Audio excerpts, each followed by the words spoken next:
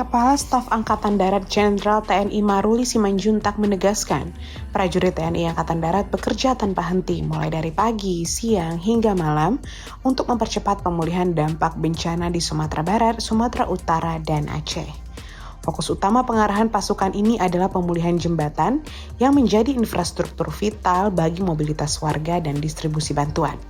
Dalam konferensi pers di Lanut Halim Perdana Kusuma, Jakarta Timur, Senin 29 Desember, Maruli menegaskan TNI Angkatan Darat menerapkan sistem kerja 3 shift. Prajurit bekerja bergantian pagi, siang, dan malam agar target pembangunan jembatan bisa tercapai tepat waktu. Ucap Maruli. Untuk mempercepat pekerjaan ini kita lakukan 3 shift.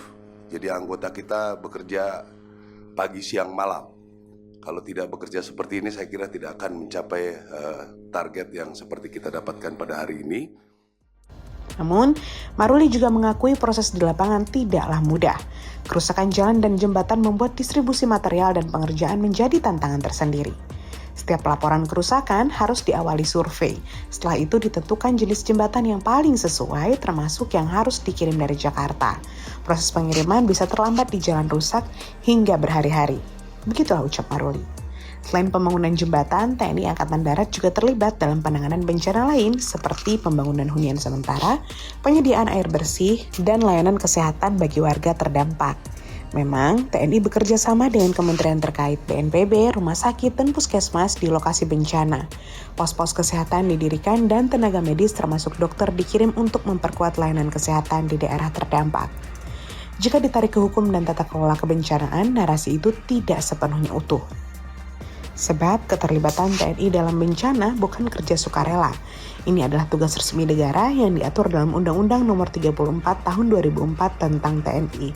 Pasal 27 ayat 2 huruf B menyebut salah satu bentuk operasi militer selain perang adalah membantu menanggulangi akibat bencana alam, pengungsian, dan pemberian bantuan kemanusiaan. Dengan dasar hukum ini, kehadiran TNI di lokasi bencana bukan kerja ekstra, tetapi bagian dari desain negara menghadapi situasi darurat. Di lapangan, peran TNI sangat krusial. Evakuasi korban, pencarian dan penyelamatan, distribusi logistik, pembangunan jembatan darurat hingga membuka akses ke wilayah terisolasi. Fungsi pengamanan juga dijalankan untuk menjaga ketertiban dan memastikan bantuan tersalurkan dengan baik. Karena penugasan resmi itulah, negara juga menyediakan dukungan anggaran dan logistik termasuk konsumsi harian dan kompensasi kelelahan. Ini bukan bonus, melainkan biaya operasional agar tugas negara berjalan efektif. Sebenarnya sesuai dengan Peraturan Menteri Keuangan, untuk kondisi darurat ini, personil TNI di lapangan itu mendapatkan dua komponen sebenarnya, uang makan dan uang lelah.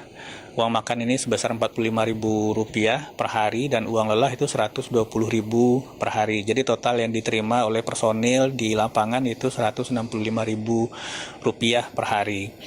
Dan ini yang untuk operasional, dari data kami, TNI khususnya itu memang mengajukan sebesar 84 miliar. Dari 84 miliar ini, 26,7 miliarnya itu sudah kita salurkan, baik itu ke Mabes TNI maupun ke kodam-kodam yang terlibat secara langsung personil di lapangan seperti Kodam Iskandar Muda, Bukit Barisan, dan Kodam di Sumatera Barat. Fakta ini diungkap Kepala Pusat Data Informasi dan Komunikasi Kebencanaan BNPB Abdul Muhari Rabu 31 Desember lalu. Ia menyebut prajurit TNI yang terlibat dalam penanganan banjir dan longsor termasuk di Aceh menerima uang makan sebesar Rp45.000 dan uang lelah Rp120.000 per harinya. Mabes TNI telah mengajukan klaim anggaran penanganan bencana sebesar 48 miliar dan 26,7 miliar telah dicairkan. Dana tersebut mencakup operasi di 3 kodam, yaitu Kodam Iskandar Muda di Aceh, Kodam 1 Bukit Barisan di Sumatera Utara, dan Kodam 20 Tuanku Imam Bonjol di Sumatera Barat.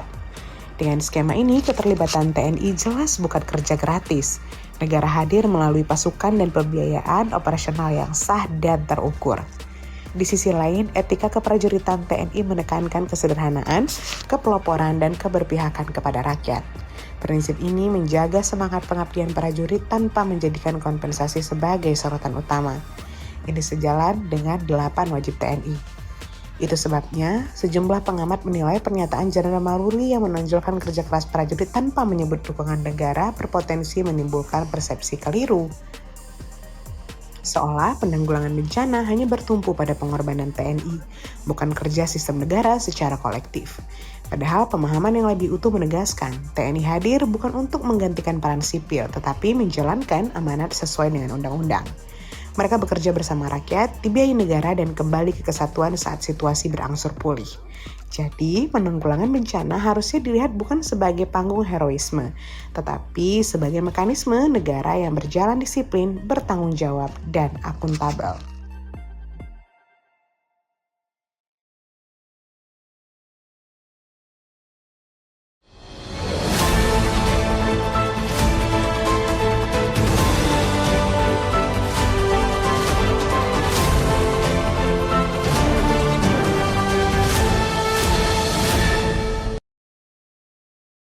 Jangan lupa like, komen, dan subscribe.